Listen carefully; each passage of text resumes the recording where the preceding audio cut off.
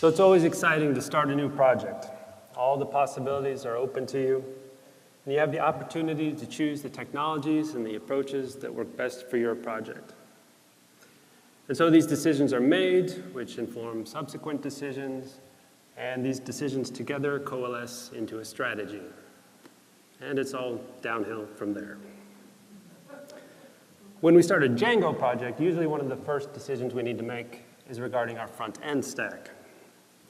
Again, there are numerous technologies, numerous approaches we can take.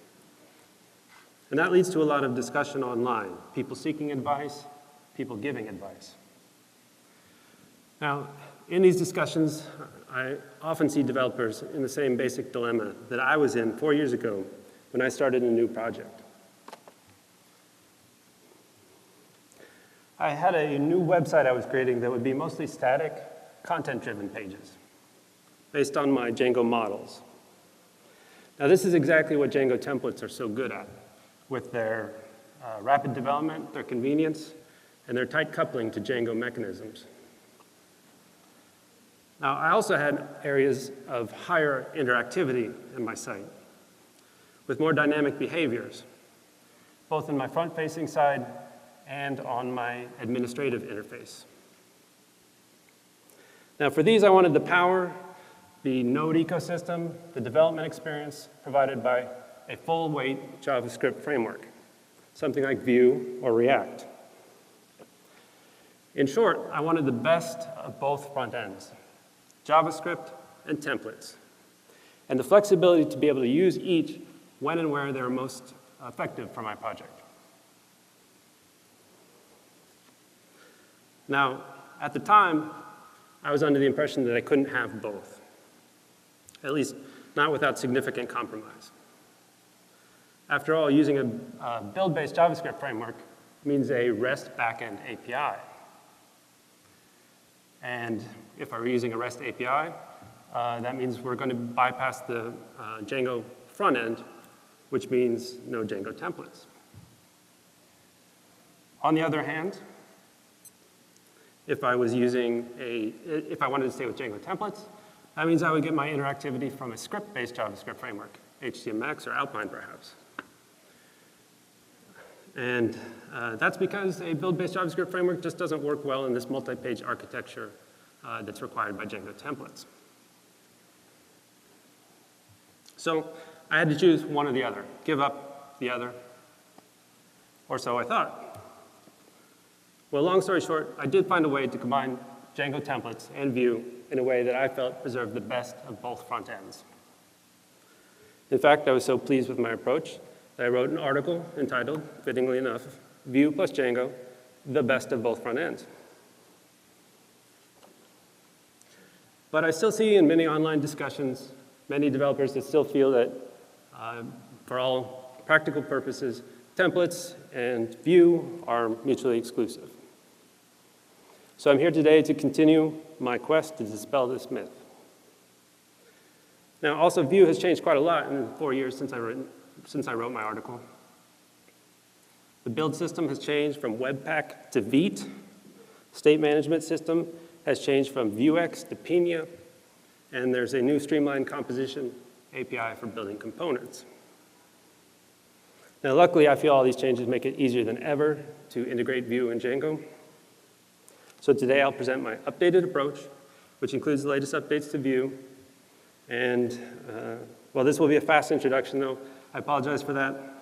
But I will leave you with an updated article that has everything goes into more detail on everything I've discussed today. I also have some resources for you to bootstrap your own project. But before I proceed, it's not my intention to say that this is the best stack for all Django projects. It's not. I believe it is a very good approach, but there are very many good approaches. We heard one just today earlier in this room. The approach you take depends on your project, your circumstances, your goals. But what I would like you to take from this talk today, if you are looking to combine Vue and Django, there is an effective solution that preserves the strengths of both. Now, I've used this particular approach in production for over 4 years, and it's served me very well. Okay, I'll demonstrate this approach today with a fictitious app.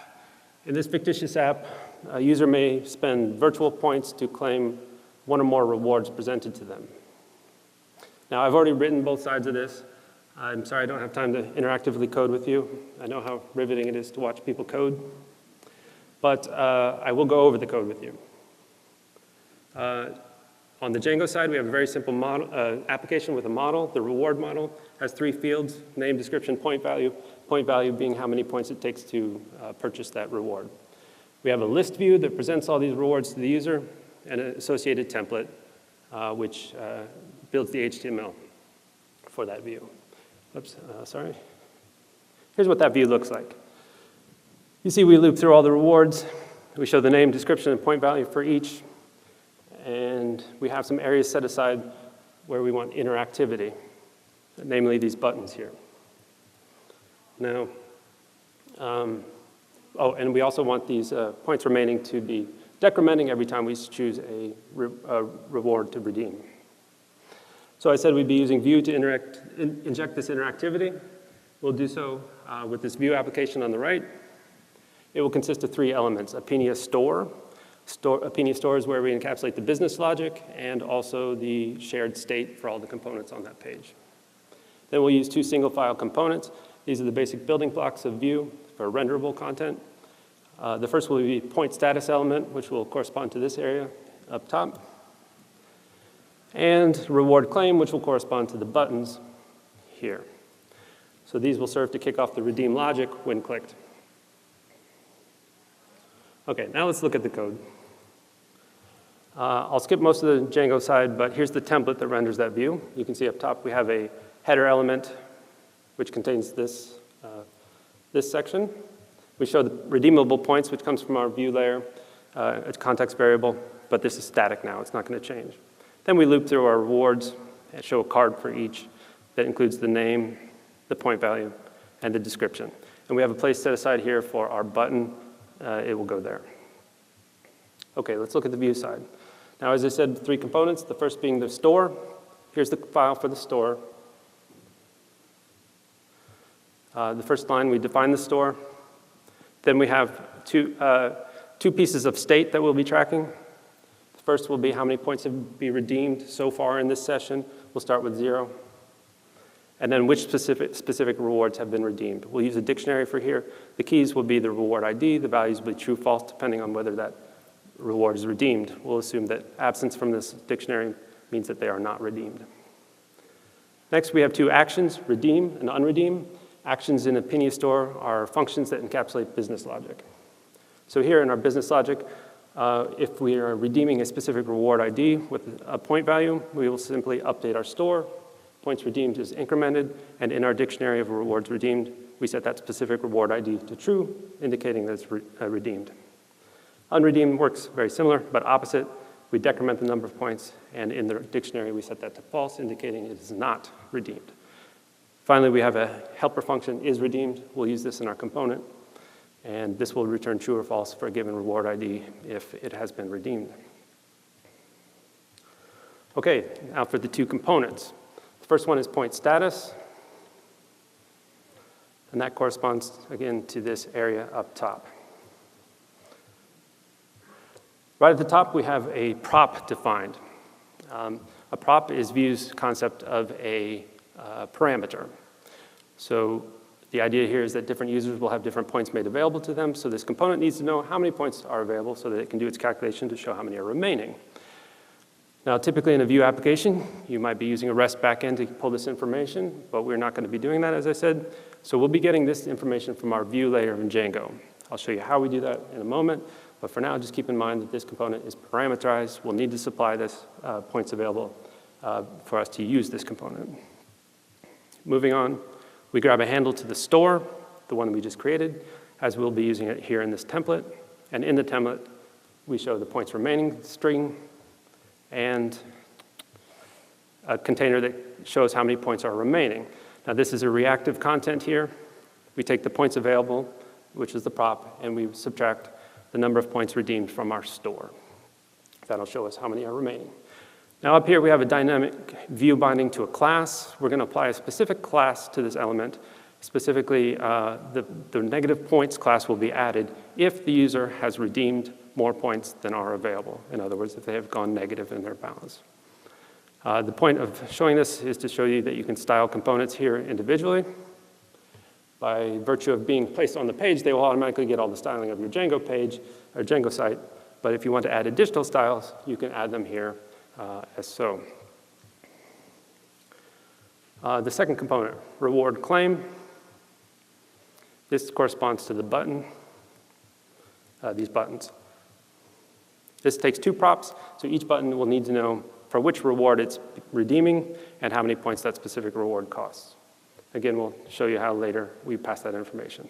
Again, we grab a handle to the store because we'll use it in our template. And here on the template, we show one of two buttons. If the user has not yet redeemed the reward, then we show the redeem button. And when clicked, that will trigger the redeem action in our Pinia store, our business logic. Otherwise, we will show the unredeem button. And when that was clicked, we will show the do the unredeem action from our store. Okay, so that's it. I told you we need three components, the store and two single file components. We have them. How do we tie these all together now, especially in such a way that we can inject them into our Django template? Well, with Vue, that's done with what's called an entry point. And I'll show you the code here.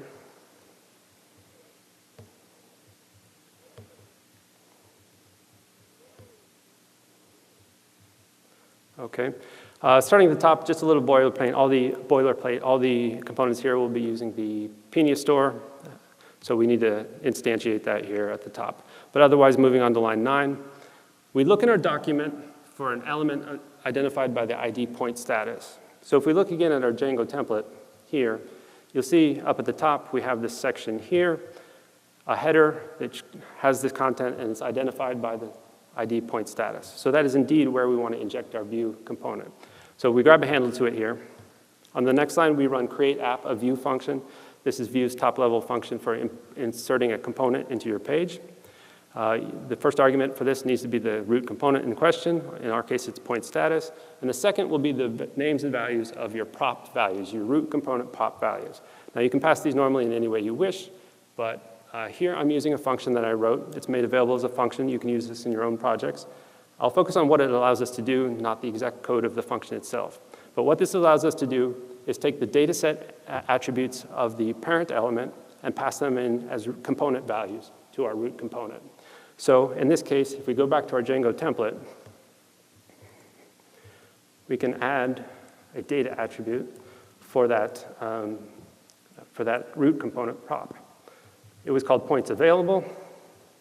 We'll convert it to kebab case here and pass in a value. Now the value we want is the same as the one that we're showing to the user here. It comes from our template variable, redeemable points. So there's our basic mechanism how we can pass information from the Django Vue layer to our Vue component without having to go through REST. We're using it with data attributes here. Moving on the entry point, we note that this component will use Pinia for its state management, and then we physically mount it into that status element that we identified above. That completes the process here.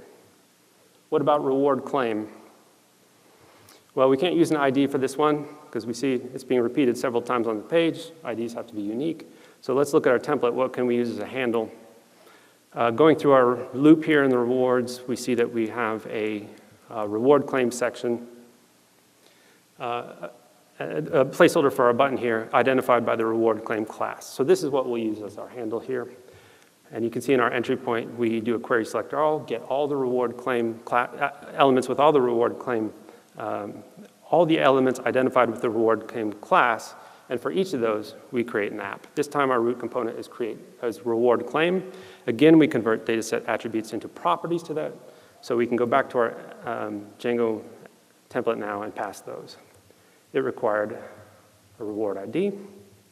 We'll use that from our loop variable, which is a reward model, and the number of points that costs. Okay. Finishing the entry point, we again note that this component will use Pinia for state management, and then we physically mount it into that element. Now we have our Vue side completed. We have all the elements that make up our app, and we have an entry point that serves to map that into our Django template. On our Django template side, we have set aside those container elements, and we have passed the needed props. Is there anything left to finish this? Yes, one last thing, we need to import the JavaScript for the entry point in our template.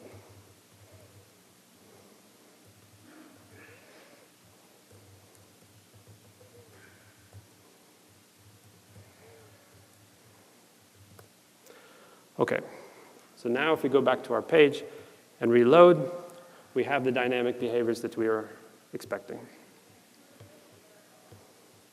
You'll see that the buttons switched from the redeemed to unredeemed side, and our point totals are updated as we go along. Now what's cool is that we still get all the benefits of our Vue templates, despite the fact that we're now running this through a Django application. If I bring up the developer toolbar, for example, and bring up the Vue tools, you can see that we can, for example, inspect our state on the page as we modify it. Down here at the bottom. We can even physically manipulate this state through our browser for testing purposes or for observing the effects of state changes. What's better, we still get hot reload from Vue. So if I make a code change to my Vue code, like here, up point remaining, I'll change this to a different text, points left.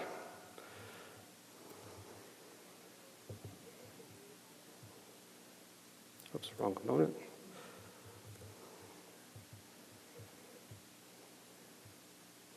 Yeah, here. I'll change this color down here to blue as well. It's immediately updated in our page, no need for a page reload. And it even maintains our state all the while.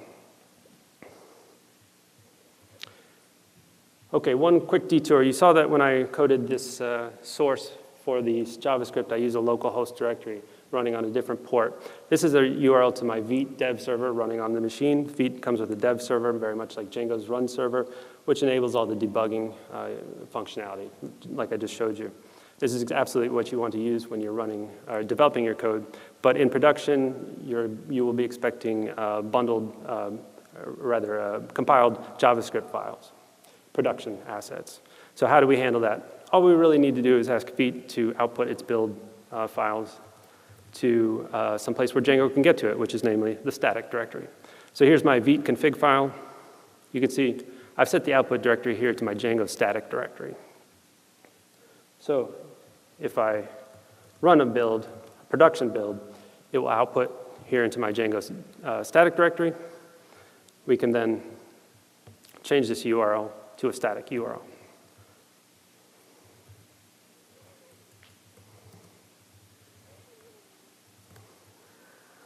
We can reload the page. It still works. However, we don't have any access to our developer tools anymore because this is now a production build. Of course, it doesn't make sense to have to change our templates every time we switch between production and development.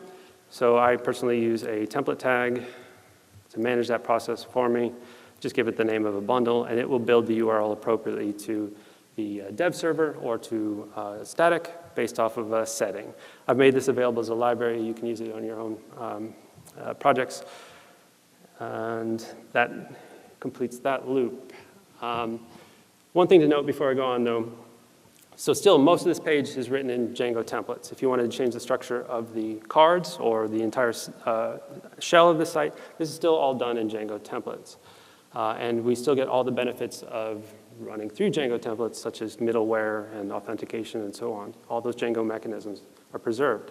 It's only when we get into interactivity that we move then into Vue. But when we move into Vue, we're writing only in Vue. We can use all the Vue tools that we're comfortable with in the entire Node ecosystem. So Django template stays templates, Vue stays Vue. Okay, so having completed that example, we have the basic roadmap for integration at this point. So first, decide what you want to keep as a Django template, which part of the page is Django template, and which parts you want to become Vue. I personally try to keep as much as possible in the Django templates because of the convenience. Then you code those parts. You can do this independently. You can potentially have a separate team working on each side, using the tools that they're most familiar and comfortable with. It's only then when it comes time to integrate that we need to coordinate a little bit. On the Vue side, we build our entry points And we map, in those entry points, we map our components to the container elements in our template.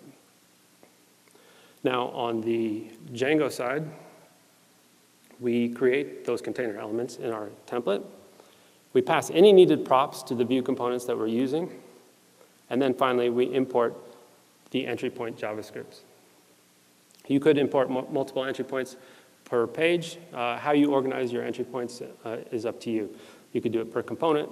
You could do it per page. You could lump similar components all together in a single entry point. That's all up to you. OK, so I'm sorry that was so quick and very much a crash introduction, but I'll leave you with some additional resources here. First, there's an article, Django, Vue plus Vue, REST not required, which goes into, as I said, a lot more detail about the techniques I described here. It also has a lot more additional techniques, such as additional ways to pass data from Django to Vue. There is examples of how to post back data from the Vue front end to Django, how to have persistent state across page reloads. Normally, if you would reload the page, you'd lose your state, but there are convenient plugins to keep your state persistent across page loads.